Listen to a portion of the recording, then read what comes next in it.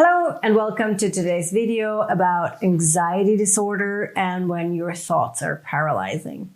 If you're interested in reading like an in-depth article about that and have like some more insights and some more wisdom, then you can go on LI Vision. There is an article which is called When Thoughts Are Paralyzing, Anxiety Disorders and Their Effects. And today in this video, we will have like the sum up of this article. And but if you like things in a written form, you can find it there as well.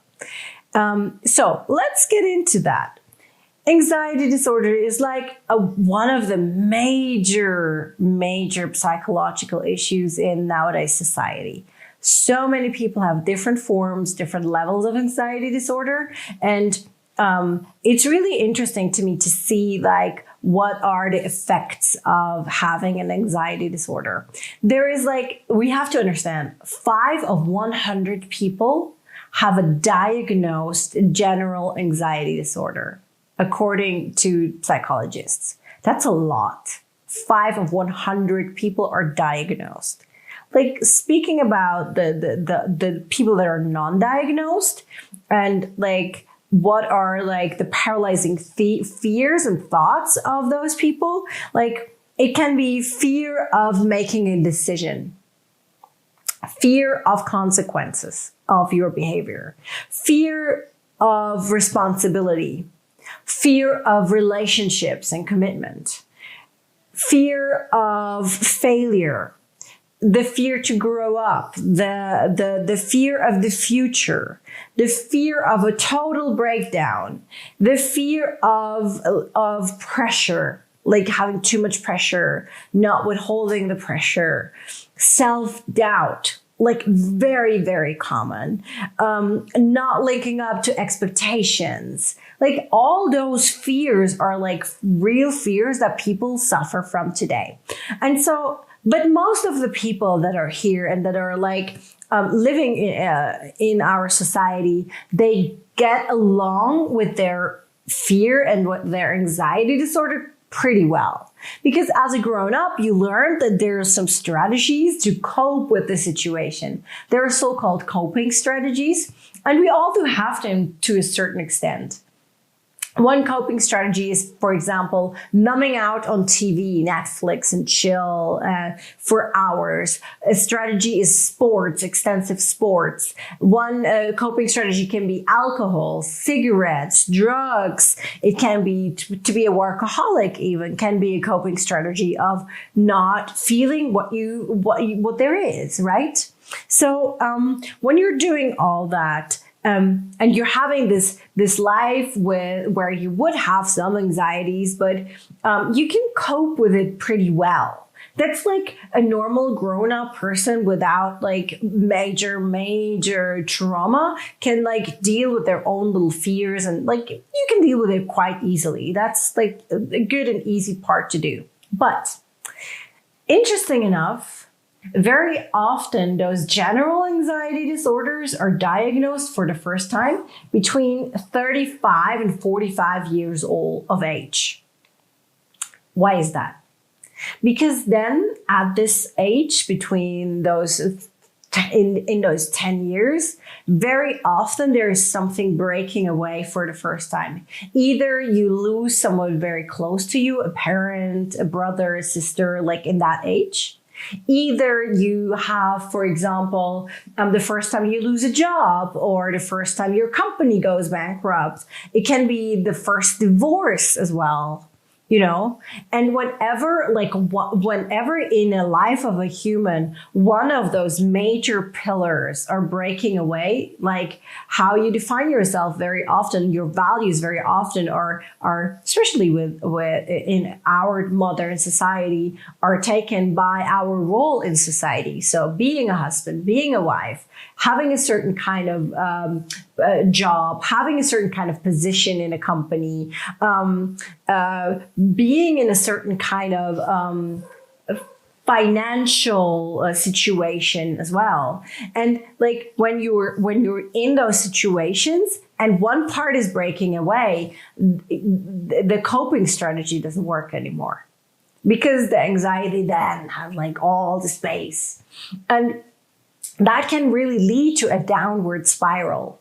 Like it can lead to, like, for example, a man, 40 years of age, is married and has 2 kids, and his wife is leaving him, and in the same year he's losing his job. That downward spiral is really heavy. And it's a very, very difficult situation. That is not considered a midlife crisis. That is a life crisis. And then, like, a person like that would probably be in a dark phase, in a dark downward spiral. And that even can lead to depression. It can lead to maybe even suicidal thoughts. And we have to understand that in our society, the value that we take from our outside roles that we're having are very important, especially when there is a lack of a certain consciousness already. And then that is very dangerous. And like this would be considered a life crisis or an anxiety disorder as well. And then you're like really anxious of like getting up, of redefining who you are, of like knowing what to do, where to go. Like for women, it's the same. Like when a woman, for example, she's like, I don't know, 38, and she lost her first baby because she had a miscarriage. And then probably and then her relationship breaks away. That's a huge impact on her life in that age.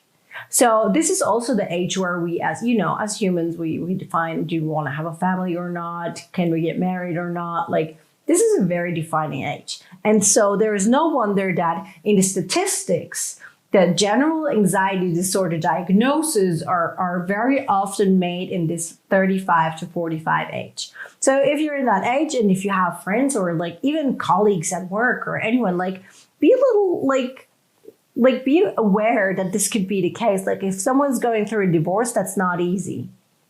Or if someone losing their job, maybe you can reach out one day and maybe you can, you know, lend a hand. So in medicine, in the psychologists, the psychiatrists would treat this anxiety disorder, of course, with therapy, with speech therapy, and with medicine. They would give you pills. They would give you a light antidepressant. They would give you speech therapy. That's their mode of behavior. In more the coaching corner, in the integrative therapeutic field, like EMDR, wing wave, all of that, you would say that the anxiety can be worked with the 5 senses. You can work away the anxiety. You can like sit with the anxiety and like really look what it wants to show you. If that's something that resonates with you, we have a video. I have a video here on my Ellie. It's called, what's the name of the video? I don't remember the name. Let me think. That doesn't help at all. Well, the video is about resonance, I think. Something with resonance and how to treat the resonance. So if that's something that interests you, you can go and watch it there. And I think it's really, really interesting that there are different types of treatment possible for those anxiety disorders. And there is even a spiritual aspect to it that I won't speak about in this specific video. I will have another video up, which is about past life regression and everything that is concerning past life. And from my own experience as a therapist, I saw very often that like panic attacks and deep anxiety disorder often relates not only in this lifetime, but is karmic and is coming from another lifetime in. But if that's something that's interesting for you, please go and watch that video.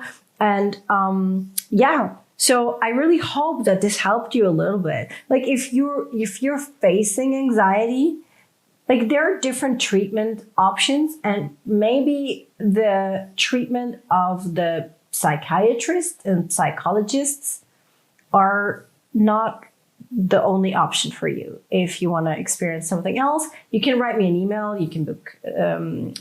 We have a lot of experts here on My Alley and on Alley Vision. You can see it there. Or if you need some other experts, just drop me an email. I will help you to find the right person for you. And I hope that video helped you to understand a little bit more that you're not alone in this, and or that the person that you watch this video for is not alone in this, and that is very common and nothing to be ashamed of. And I really hope this helps a lot. Have a great day.